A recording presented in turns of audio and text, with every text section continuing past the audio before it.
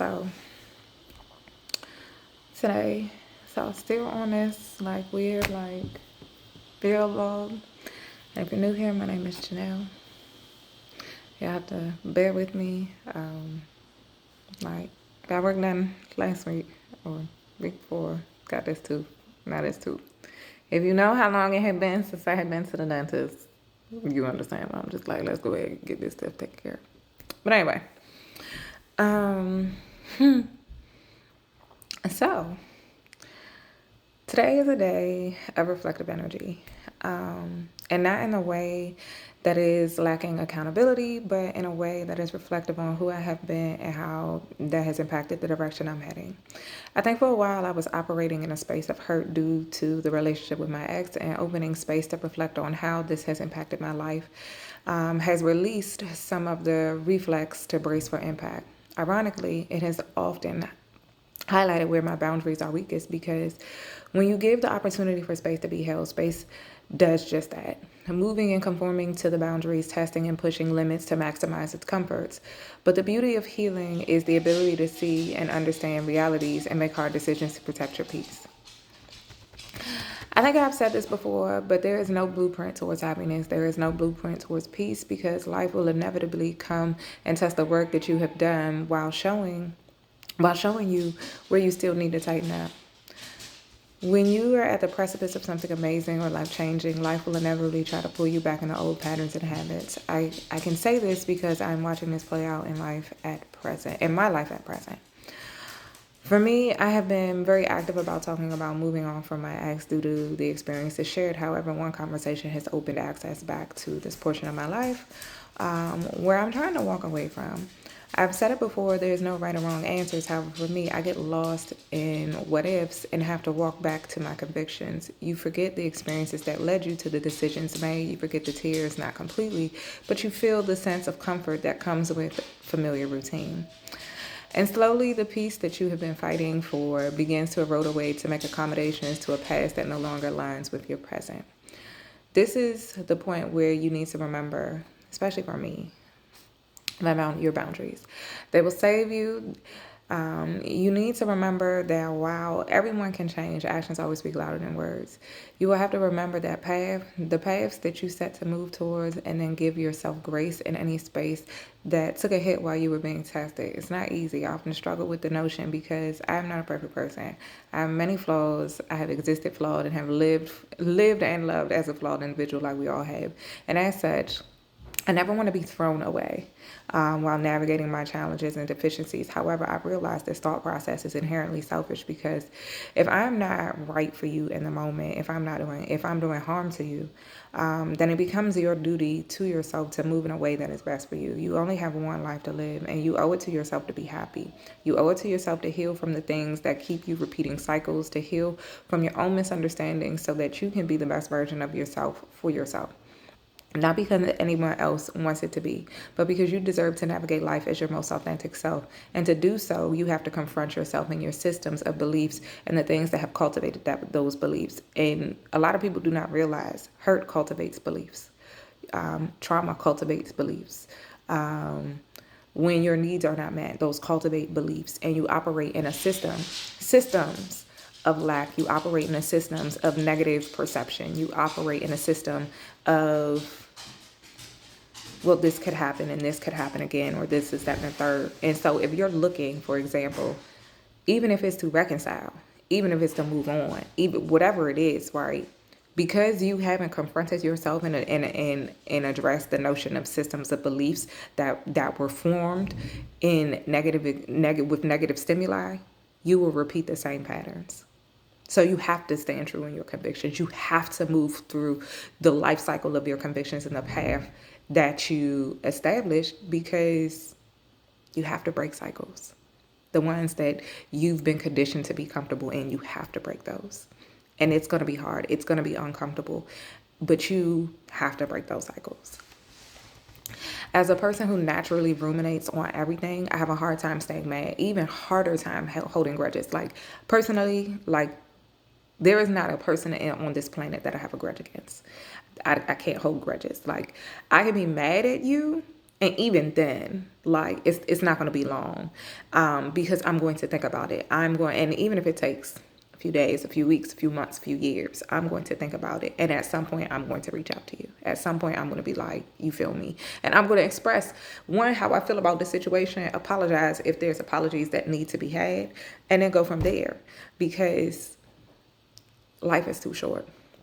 And for me, it's not really in me to keep that type of energy in my spirit, because I can always understand how you got there. Like, this is one thing that I think I've talked about before, and I'm just giving you a little story time before I get back to, you feel me, this. It took me a long time to understand my parents. It took me a long time to come to terms with that they were, in fact, growing, developing, learning, unhealing, while being parents, while being married very young. You feel me? And they were doing absolutely the best that they can do. And this is not to excuse anything. This is not any of that. It just, I got to a point where I could understand. It's like I could understand my father as a man and my mother as a woman. And especially keying in on my mother as a woman. You feel me? Because I was a woman, and I was in some of the spaces that she was in terms of, you are trying to do something, you have no energy. You're trying to pull shit out the sky. You feel me? To get things taken care of. And you're trying to pull from resources and reserves within yourself that you don't have, and you're trying to make dreams come true. And you're trying to figure out, how the fuck am I gonna do that? Yeah, it allowed me to see her as a woman, because I began to question, well, what would my mother do in this situation? You feel me? And started walking back those different discussions. So, like, you begin to understand, and that's who I am. I will always be able to understand. I will always be able to attempt to walk in how you may feel. You feel me? So that I get a better picture of what the fuck you're going through, and not just what you're going through, but how is this impacting the decisions you're making that also impact me if I'm involved in those decisions?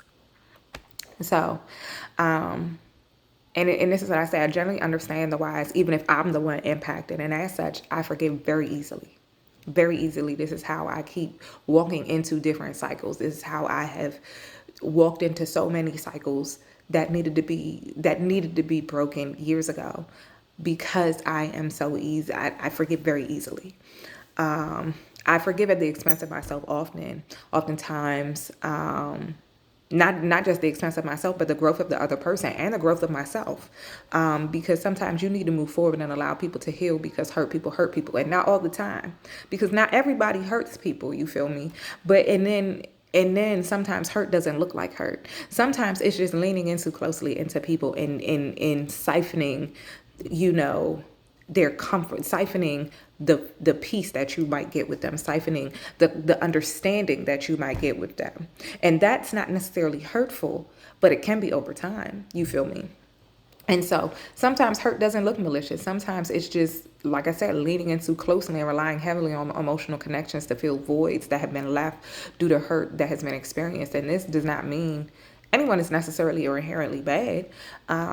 It's just, I think, I say this often within my own marriage. We were very two imperfect people making decisions that drastically impacted our own happiness as a unit. We mirrored our best and our worst components, and we were toxic to each other. And in more recent discussions, my ex mentioned himself being a bad husband, to which we're bad partners for each other, and not all at once, but over the course of the years, we allowed gaps of miscommunication, hurt, and misunderstandings to drastically impact our lives and our cohesion. But as it stands, sometimes it takes one person to get the strength to break cycles of dysfunction, and this is where I'm at, you feel me? Because sometimes you'll be so committed to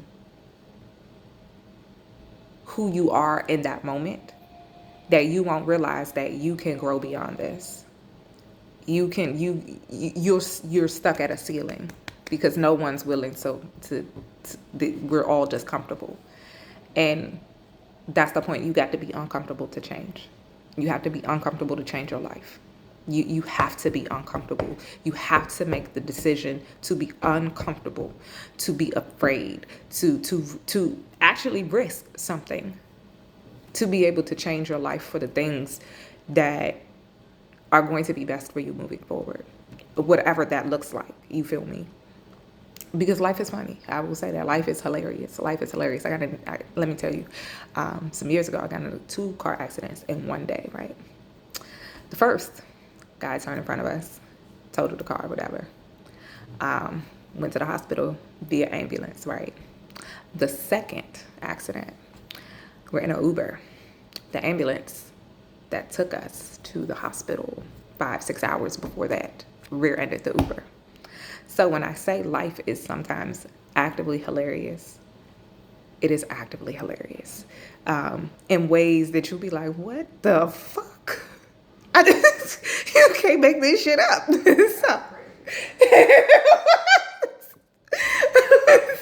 So you gotta go with it. But the at the end of the day, you gotta do the work within you to be able to account for those situations, because you just gotta laugh. Like, and the more you do the work, it doesn't say that storms are not about to come your way. No, the storms are going to come. You just are able to dance in the rain now. You're able to dance in the rain. You're able to let the lightning go on right by you, hear the thunder and everything, and not be fazed by it. Not be phased. You just be like, oh, my clothes are wet. I just need to change my clothes. You feel me? Like, oh, I might got some metal bracelets on. Let me take that off. I don't want to get electrocuted. You feel me? I don't want lightning to be like, let me find you. But become a lightning rod. But time has been the greatest gift in this environment because it has allowed a level of uninterrupted introspection to prepare me for these moments, because time gives space to feel what hurts. It gives space to scream to the stars and dream about lives long past. It gives space to breathe and heal. It is with this that I learn to appreciate each interaction, because it exposes where I need to do more work. It highlights where I'm looking to be saved. It highlights where I need to sit longer with myself and remove the securities that inhibit my ability to really reflect. I appreciate the efforts experienced as they further my convictions into where I truly need to be for my own personal growth, to be the best version of myself, regardless of what the next chapters of my life hold. My goal is to grow beyond my trials and my trials and tribulations, and to implement the lessons so that I never find myself mentally in the spaces that no longer serve the version of me, based on the work that I've actually done. And I could say that this is easy, but it absolutely is re-breaking your own heart. Finding yourself, losing yourself, and getting mentally lost so that you can redefine and unlearn the things that no longer benefit your current and future selves. This is discipline, and redefining that discipline where necessary. There are no blueprints to navigating life, but you will get to where you are going when you're ready. When you're ready, and what is for you will essentially, it's ultimately going to find you, and it's going to find you there at your ready. It's going to meet you at the finish line. And don't waver. Don't waver in your convictions. Be strengthened by the fact that what is for you is absolutely for you. The version of you that has done the work, that has owned their mistakes, that has learned from the lessons, and will be ready to take the next steps in the journey to address those new storms, those stronger storms and things of that nature to overcome. You're going to be ready. And at the end of the day, it's inevitably, the journey is essentially what makes the destination worthwhile. So how you learn, how you grow, how you navigate these seasons, how you come into a space where you own your shit. You own your bullshit. You own the role you play in your life and your suffering and your hardships and your hurt. You own that, and you face it, and you confront yourself. And you say, I want better for myself. You demand you want better for yourself. And this looks like different processes. This looks like removing old habits. This looks like changing directions. This looks like, I'm not going to tolerate these things in my life anymore. I'm not going to do A, B, C, D, regardless of what may have you. Because what is for you will meet you there. Point blank, period. What is for you is going to come find you. It's not going to miss you. It's not going to miss you. So that's it on my TED Talk for today. But when I say my face hurts, my face hurts. But yeah, it's been a journey. So next time.